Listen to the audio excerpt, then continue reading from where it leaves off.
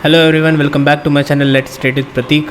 तो आज जो हम एक स्टॉक डिस्कस करने वाले हैं उसका नाम है हिंदुस्तान फूड, और क्यों मुझे इसमें बहुत बड़ी अपॉर्चुनिटी दिख रही है। चलिए शुरू करते हैं।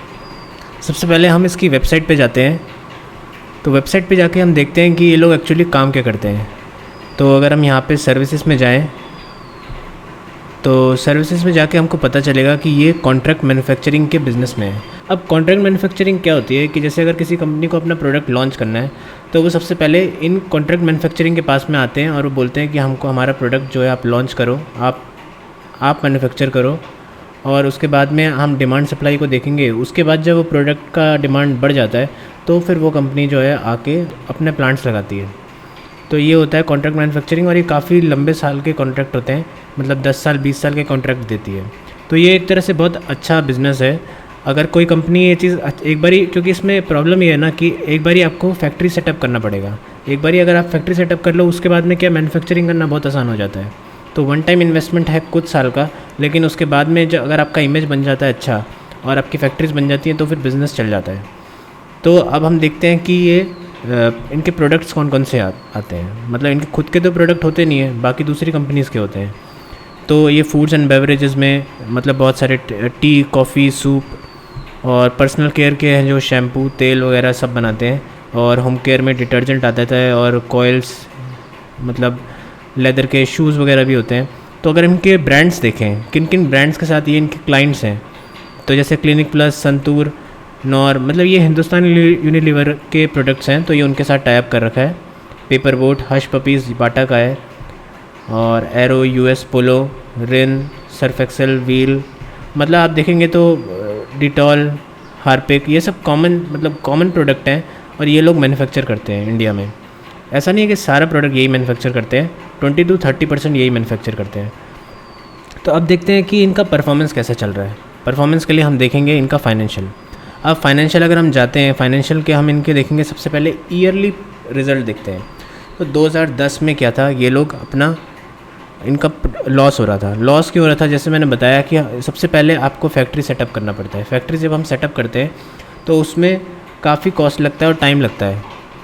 उसके बाद में हमारा जो है प्रॉफिट आना शुरू होगा। तो इतने साल इनका जो है कंसोलिडेशन जो था, इनका प्रॉफिट नहीं हुआ, और ये अब तक सेटअप ही कर रहे थे 2010 से 2017 तक। उसके बाद में इनका प्रॉफिट आना शुरू हुआ 2018 में। फिर प्रॉफिट जब आना शुरू हुआ 6, 12, 23, 36 और अभी 43। और अगर हम क्वार्टरली रिजल्ट देखें, इनका 11 करोड़ का प्रॉफिट आया, और मेरे हिसाब से ये इस क्वार्टर में इससे भी ज़्यादा आएगा, क्योंकि ये जो है कोविड का सेकेंड वेव का रिज़ल्ट है।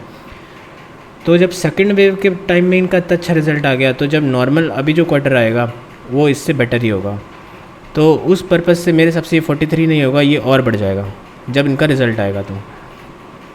तो कंपनी के प्रोडक्ट्स बहुत अच्छे हैं। बैलेंस शीट देखा जाए, प्रॉफिट जो है highest ever net profit post कर रही है। और कंपनी अगर हम देखें यहाँ पे, कंपनी के फिक्स्ड एसेट्स जो है वो बहुत तेज़ी से बढ़ रहे हैं। फिक्स्ड एसेट में आता है बिल्डिंग्स वगैरह आती है, उनकी कैपेसिटी आती है। तो कैपेसिटी अगर हम देखें यहाँ पे, फिक्स एसेट जो थी पहले 9 से सीधा 39 से 133, फिर 250 से अभी ये मेरे हिसाब से 300 भी क्रॉस कर जाएगा।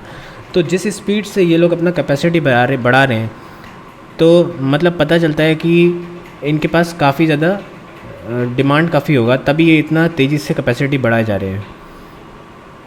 और अगर हम देखें यहाँ पे शेयर होल्डिंग पैटर्न देखेंगे तो ये शेयर होल्डिंग पैटर्न जो है बहुत स्ट्रॉन्ग है।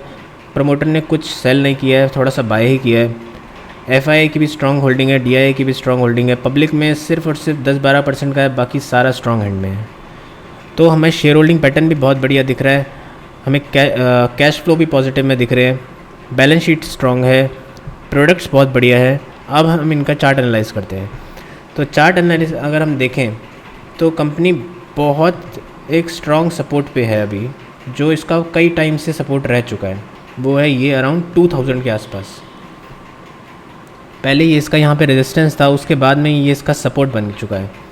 और कंपनी ने 200 डे मूविंग एवरेज पे सपोर्ट लेने के बाद में अभी इस स्ट्रॉन्ग सपोर्ट पे आया है। तो मेरे हिसाब से यहाँ से डाउन साइड का जो रिस्क है वो बहुत कम है, और यहाँ से अपसाइड जो है वो मेरे हिसाब से जो इसका हाई है यहाँ तक जाना बनता ही बनता है, जो कि 2500 का है। तो अगर हम यहाँ से करंट प्राइस से देखें, 2500 का जो परसेंटेज गेन आता है तो वो आता है 23% का। और अगर 23% का, मेरे हिसाब से इसको आने में 3 to 6 मंथ से ज़्यादा नहीं लगेगा, क्योंकि नेक्स्ट क्वार्टर का जो रिज़ल्ट आएगा वो बेटर होगा इससे। तो मेरे हिसाब से इस हाई को क्रॉस करने में इसको 3 to 6 मंथ से ज़्यादा टाइम नहीं लगेगा। मैं इसमें बायर हूँ, मैंने अराउंड 2100 के आसपास पे बाय किया है और मैं 2500 पे इसको सेल कर दूँगा। So I hope you like this video. If you have any questions, do comment and subscribe to my channel. Thank you.